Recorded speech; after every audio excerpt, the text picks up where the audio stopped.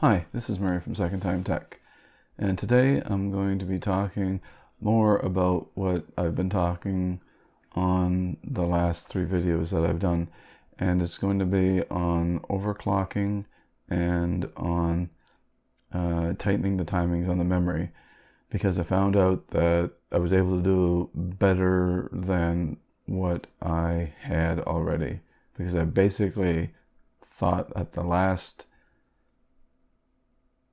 video that I was pretty much at where I could be with this motherboard, but I found out a few things that I'll tell you, and I ended up actually quite a bit higher than or lower, depending on what we're talking about, but it does make the computer much faster. And I did some more Cinebench scores just to check to see, like, what was going on, and I'm actually quite impressed.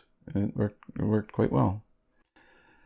I was going to go through every one of the timings and tell you what they were and stuff like this and whatnot, but I'm not going to go through each one because it's kind of boring. I'll just tell you what I got at the end of it, and then for the Cinebench timings, I'll go through each one of them and what the settings were, and then what the number was, just so that you can see how much it had gone up over the over from the time I started doing the timings with Cinebench scores, excuse me, to now. Anyway, so first of all, what I'll do is I will talk about the memory timings, because that's the thing that when I found this out or remembered this, it actually made it a lot better. What it was the first timing is your case latency, and that is like whenever they say like your memory is like CL16 or CL14 or CL18 or whatever it is. And when I was doing it, I found the first time I tried CL18, and of course it all worked. And then I thought, oh well, I'll do CL17, and the computer wouldn't even turn on. And I went, well, that's kind of weird. I think I told you that earlier. And then what I did was I went, oh, I'll do CL16. So I did CL16, and I was able to get the timings lower. And at that time I got it down to, I think it was 16, 17, 1739, and which made the computer run better. And so then I tried CL15 and it didn't work. And for some reason I had forgotten that 17 didn't work. And 16 worked, and 18 worked. 17 didn't, and 15 didn't. Well, it seemed like the even numbers were working and the odd numbers weren't. So then I said, well, I think what I'll do is I'm just going to try 14, CL14, like I did with CL16. And I tried it and it worked. And then I said, oh, well then I'll try CL12. And I tried CL12 and it didn't work. So 14 is the lowest that it can go. It doesn't do 13 either. I know I've seen them work at odd numbers, but for some reason my memory doesn't work in the odd numbers for the case latency, and that was my biggest problem on that. So basically what I did get it down to is, let's see, what's it at right now? It is at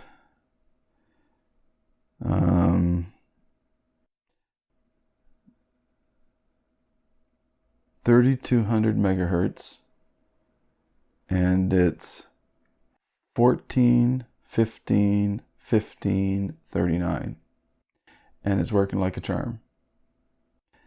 And I went back to do some of those other timings whenever I got in there, and I was talking about it last time, and it's the TFRC, And it seemed to only work when it was in automatic.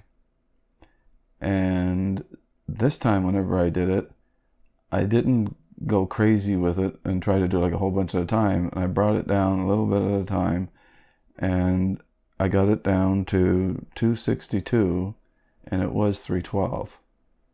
And that makes the memory faster also, because of the refresh cycle happening less times. And so that actually did it like a lot of good. I'll go through the Cinebench scores after. Cinebench R15, excuse me. Anyway, now about the overclocking. In the overclocking, I went to, I wanted to stay below 1.4 volts. So, because of everything that was said, even though they did say that you could do 1.41 or 1.42, and it would be probably okay, I didn't want to chance it. So I said, okay, let's just go and see. So I put in 1.41, and I got it from 3.8 gigahertz all the way up to 4.025 gigahertz. And it was rock solid each time. Now, I did not leave it at that high because I just wanted to see how high it would go. So that thing that I was talking about, the Silicon Lottery, and saying that I did good on the CPU, I did very good on the CPU. And I did okay on the memory. I did really good on the memory also, because I was able to do much more than what I thought I was going to be able to do at the end of the last video, because I had forgotten a few things, and whenever I went over and watched more videos, it reminded me of things. So gave me a little bit more oomph, and I tried some things that they said you could do if you wanted to, just be careful, and I did, but I never left it there. So now what I'm running at is, instead of running at 3.8 gigahertz at 1.394 volts, I'm running, what's it, 3.875 gigahertz at 1.4 volts. So I only went up like a little tiny bit, like 0.006 of a volt. So that's like 6,000ths of a volt that I went up, and I was able to go almost another whole gig up in speed. So I thought, and it never did anything to the power consumption, and it didn't do anything else to the rest of it. And I thought, well, that's fine, because I really didn't want to run it at 39 exactly. I just wanted it to be at maybe a little bit better than the 1700X, and it is now. It's running, what did I say? Well, not quite 0.1 gigahertz faster, but I think it's 0.075 gigahertz faster, so it's pretty good. Now, whenever I was talking about the Cinebench scores on my last one, I had said that I had gotten, I don't see it in my notes. Must have been on that piece of paper that I had. I know it started off at 1636, and that was at the overclock on the CPU was 3.8 gigahertz, and the memory didn't have any tightening of the timings yet. And then when I left it at the CPU overclocked at 3.8 gigahertz and then just did the tightening of the memory, it went up to 1698 if I'm not mistaken. And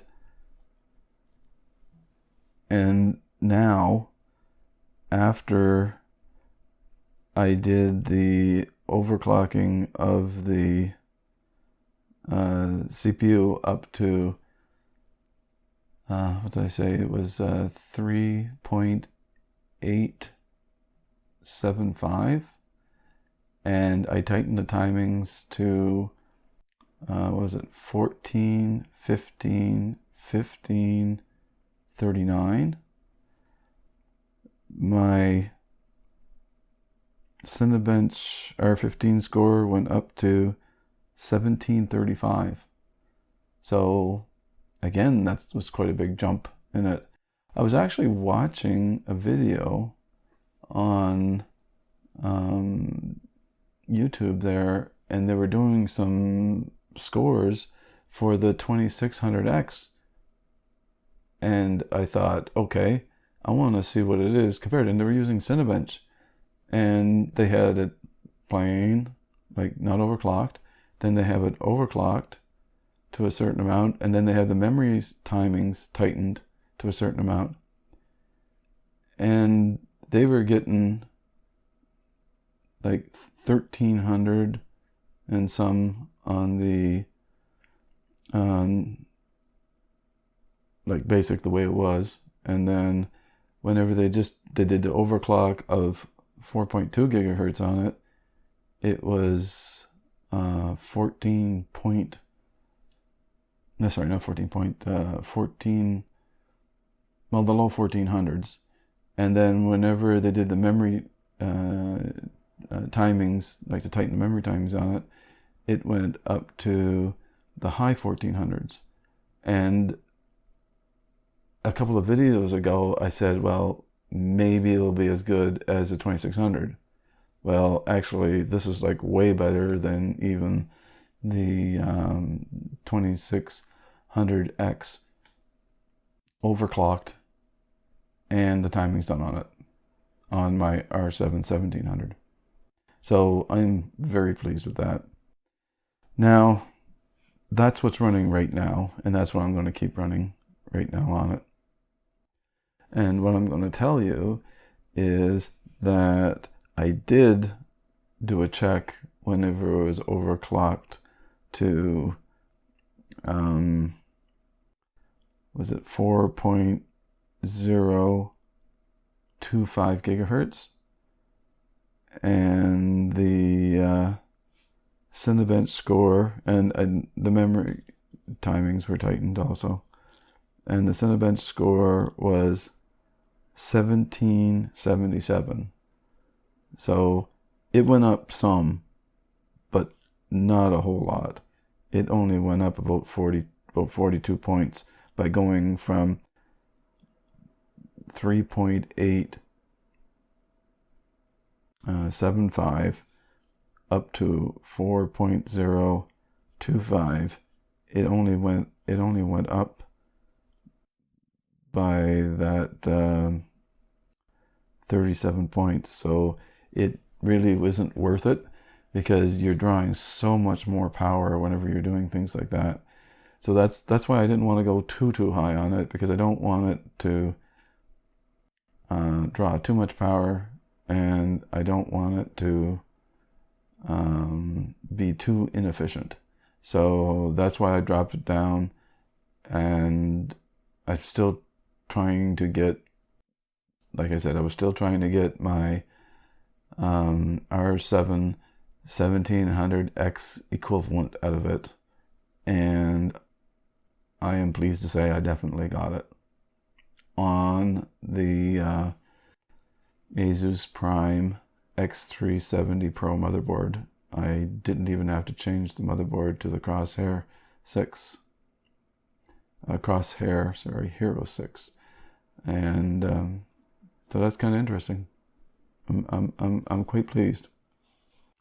Anyway, that's all I have for today, And if you like the video, please hit the like button. And if you didn't like it, just hit the thumbs down. And if you liked my content, just hit the subscribe button and you can get some more. And I do want to wish everybody a wonderful day. Thank you very much for watching and listening. Bye.